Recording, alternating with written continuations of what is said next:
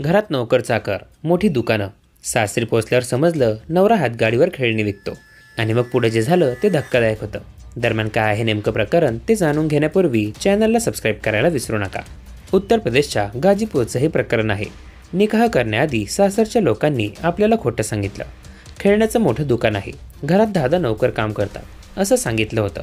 पण लग्न करून सासरे आली तर घरात हुंड्याचं सामान ठेवायला पण जागा नव्हती.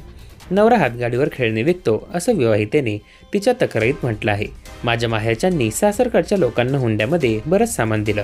त्यानंतर काही दिवसात नवऱ्याने ते सामान विकून टाकलं असा आरोप पीडितेने केला आहे. नवरा दिवसभर हातगाडीवरून खेळणी विकायचा. फसवणूक झाल्यामुळे ती नाराज झाली. हळूहळू सर्व ठीक होईल असं नवऱ्याने तिला आश्वासन दिलं. सर्व काही सहन केलं. तिला गर्भधारणा झाली. नवरा व सासरकडची मंडळी आणि घरातील अन्य सदस्यांनी हुंड्याचं सामान विकून घर खर्च चालवला आणि त्यानंतर तिला शिवीगाळ व मारहाण सुरू झाली. महिलेने सांगितलं की पुन्हा हुंड्याची मागणी सुरू झाली. तिने माहेरी हे सर्व सांगितलं. माहेरची माणसं घरी आली. त्यानंतर सर्व वाद शांत झाला. पण सासरी तिचा अपमान सुरूच होता. नवऱ्याने गोंगीची गोळी देऊन काही कागदपत्रांवर स्वाक्षरी घेतली असं तिने सांगितलं.